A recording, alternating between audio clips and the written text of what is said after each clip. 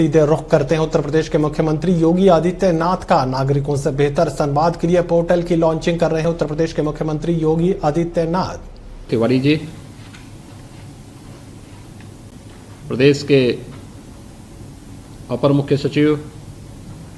अवस्थापना और औद्योगिक विकास श्री अरविंद कुमार जी, अपर मुख्य सचिव सूचना श्री नवनीत सहगल जी, मुख्यमंत्री कार्यालय के प्रमुख सचिव श्री संजय प्रसाद जी, सीईओ माईगॉव श्री अभिषेक सिंह जी, मैं सबसे पहले आदरणीय प्रधानमंत्री जी का आभार व्यक्त करते हुए माईगॉव से जुड़ी हुई पूरी टीम को हृदय से बधाई देता हूं। आप सबका अभिनंदन करता हूं कि 7 वर्ष पहले प्रधानमंत्री मोदी जी ने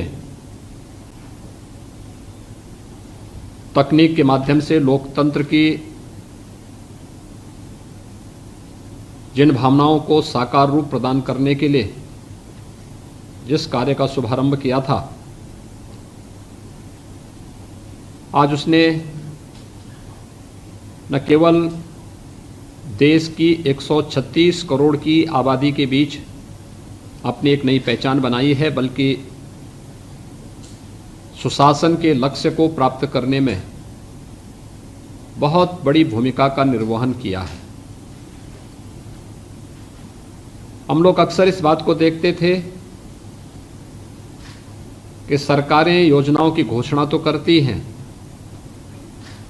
लेकिन उन योजनाओं को बनाने और योजनाओं को प्रभावी ढंग से लागू होने में आखिर जिस लोकतंत्र में जनता का शासन जनता के लिए जनता के द्वारा माना जाता है, उसमें आम जन की भागीदारी कहां है।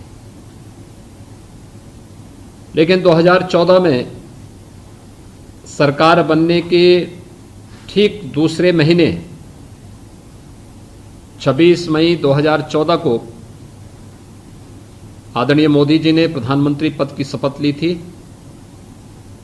और 26 जुलाई 2014 में, जो हमारे लिए एक बहुत महत्वपूर्ण दिन है, कारगिल विजय दिवस का, इस अवसर पर प्रधानमंत्री मोदी जी ने माईगॉव पोर्टल का शुभारंभ करते हुए आम जनमानस को योजनाओं में उनकी भागीदारी सुनिश्चित करने, उनके सुझावों को उसके बाद उसके साथ जोड़ने और उनकी भावनाओं के अनुरूप, लोकतंत्र की भावनाओं के अनुरूप शासन की योजनाओं को मूर्त रूप देने के लिए जिस पोर्टल का शुभारंभ किया था, आज देश के 1,85,00,000 से अधिक लोगों का सीधा जुड़ाव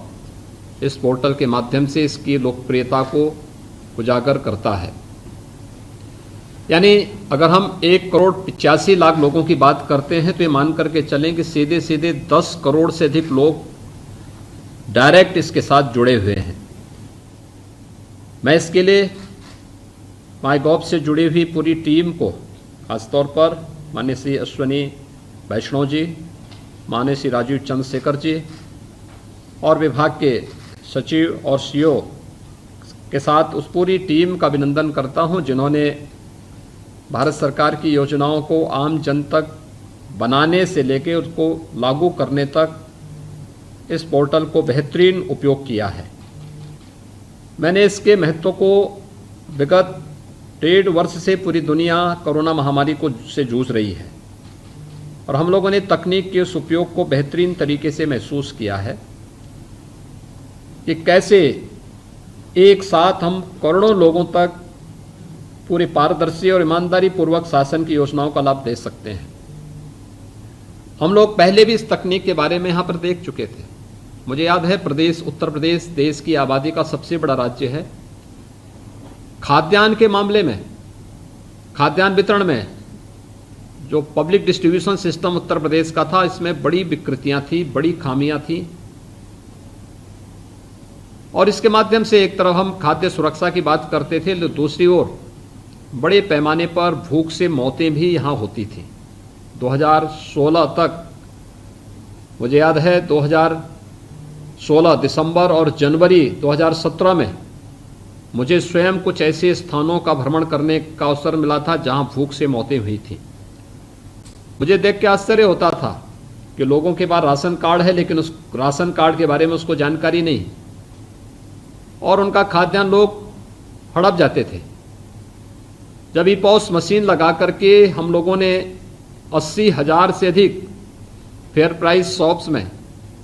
ईपॉस मशीन के साथ जोड़ करके उसे स्टेट गवर्नमेंट के पोर्टल के साथ जोड़ा, तो आज प्रदेश के अंदर 15 करोड़ लोगों को हम सीधे सीधे पब्लिक डिस्ट्रीब्यूशन सिस्टम का लाभ दे रहे हैं। पहले से अधिक मात्रा में खाद्यान्न लोगों को वितरित भी हो रहा है, लेकिन मुझे बताते हुए प्रसन्नता है कि हर वर्ष प्रदेश सरकार इसके माध्यम से 1200 करोड़ रुपए का लाभ भी यानी बचत भी कर रहा है। यानी तकनीक न केवल आम जन के जीवन में व्यापक सुधार ला सकता है, योजनाओं का लाभ लेकर के उसे एक विश्वसनीय बना सकता है, लोकतंत्र की भावना को चरितार्थ कर सकता है, और साथ साथ भ्रष्टाचार के माध्यम से लीकेजेस को रोकने में भी उसकी बहुत बड़ी भूमिका हो सकती है। ये मैंने पब्लिक डिस्ट्रीब्यूशन सिस्टम के माध्यम से प्रदेश के अंदर देखा। उत्तर प्रदेश जैसे राज्य के बारे में लोग इस बात को मानते थे कि उत्तर प्रदेश में कुछ नहीं है, कुछ नहीं हो सकता है। प्रदेश के अंदर राजस्व की जो आवक थी वह भी बहुत कम थी।